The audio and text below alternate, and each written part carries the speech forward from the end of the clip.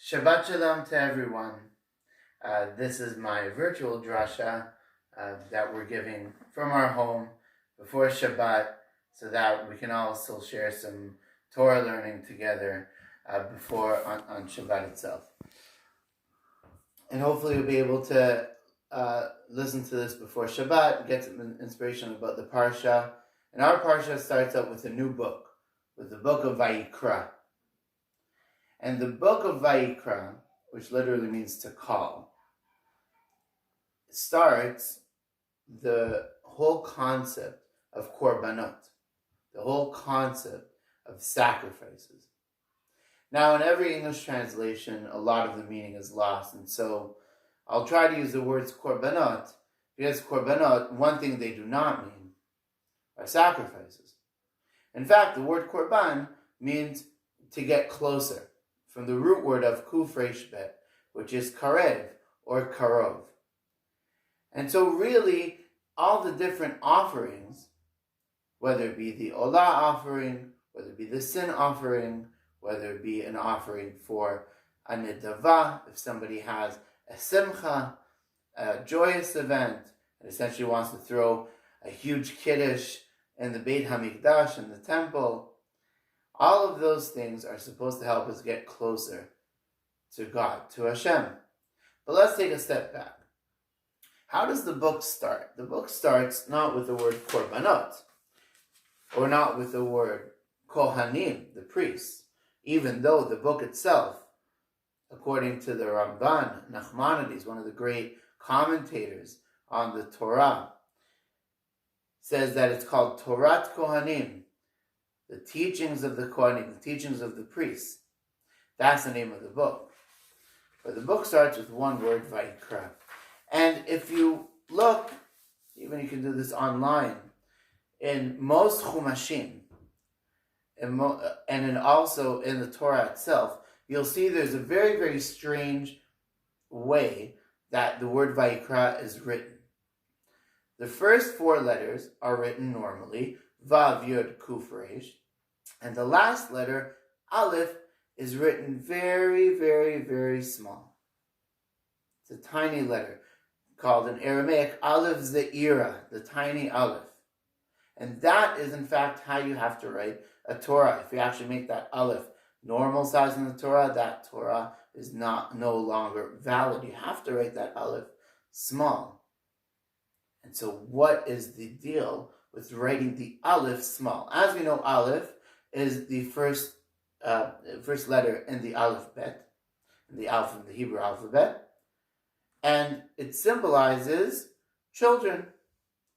Aleph, children are small, and children are the beginning of our life in this world. And children also, one of the things they possess, which is innate to just simply being born, is the fact that they have no sin. In Judaism, we believe you're born completely pure. Unlike other religions and beliefs that have a doctrine that a person is born in sin. In Judaism, sin could happen. A person could deviate from their path, but a person is born pure. And so the whole concept of korbanot, getting close to korbanot, it should be for the children, because that purity of heart, you'd want to give a korban to Hashem. You'd want to feel close to Hashem naturally, because that is how a person is born. My rabbi, Nati Aryeh, in Chispin, he always taught me many words of wisdom, and one of them was, why are people so attracted to babies? Why do people love babies? You see babies, especially if it's mothers, and even if it's fathers or people, a baby's born, and you'll say, people won't say, oh, that's a nice baby, or, that they're so cute. They won't react like that. Usually you'll be like, oh, look, they're so cute! Oh my God, it's a baby! That's usually how people react. And, you don't go up to rabbis saying, oh, that rabbi's so cute, they're so nice. I mean, It's never happened to me. But why are people so attracted and want to see the baby? You know, a baby doesn't walk. You know, they need a diaper. They spit everywhere. You know, they cry a lot. They don't even have teeth. You know, it's like if you're saying that to the rabbi's like, oh, hello. You know, you're not like, oh, he's so cute, he has no teeth. But a baby, you're like, oh, he's so cute, they have no teeth. So we're not attracted to the baby's physical characteristics. Part of it is just the miracle of the fact that somebody's born, which is a miracle within itself and a topic for a different drasha. But in this context, the baby is pure. They have no sin. And we're so attracted that we want to hold the baby. And it's a real thing. Vayikrah, the small aleph. And so, to take it a step further, Chazal teach us, our sages teach us, that Vayikrah should actually be the first book you teach your children. This commonly does not happen today. Classically, it actually did. There were some communities that actually, Spanish communities and others, that actually started from the book of Vayikrah.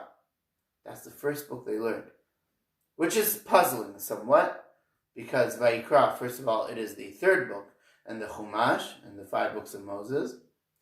And also, one would think that Vayikrah is an incredibly complex book. One thing it sorely lacks outside of Parashat Shmini and a little bit of and Acharimot possibly, is a storyline. There's no real storyline to the book of Vayikrah. It is, here are the different sacrifices, here are the different commandments, some of them in the context of Aaron and his sons, but there's no storyline. The stories, the book of Genesis, of Bereshit, of Exodus, of Shmot, talk about a story from Adam to Noach to Abraham, through the Avot and the fathers and the mothers, building of the Jewish people, Joseph, the Exodus from Egypt, Pharaoh, the splitting of the Red Sea, Moshe, Aaron, Har Sinai. I mean, you can get behind that. That's the way to teach kids. And that's, in fact, the way most people teach their kids today in many, many Jewish communities across the world. But the instruction, in fact, is to teach them the book of Vayikrah first. And it's very puzzling. One of the answers has to do with the first point we talked about. That Vayikrah means to call out. Call out. And Hashem called out to Moshe. And when Hashem called out to Moshe, he called out in a very loving tone.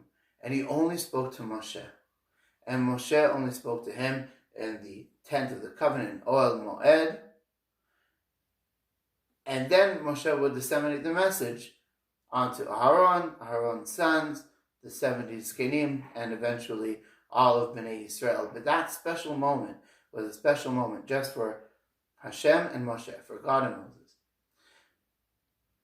And the Aleph actually separates between the two words.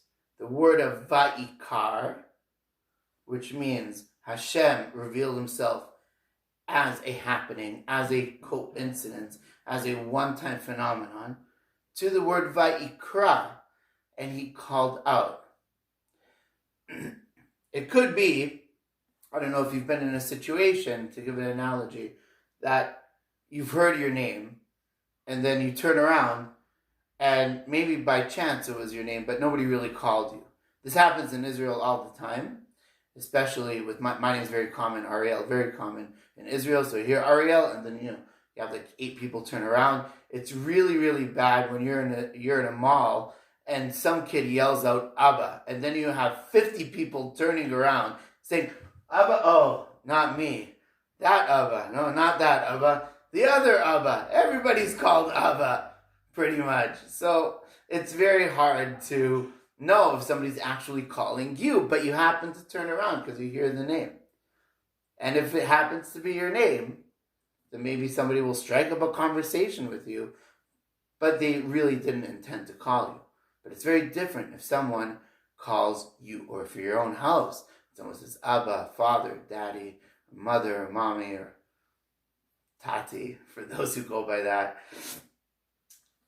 Or they call your name, Ariel, whatever, they call you by your first name. That's special. That's very special.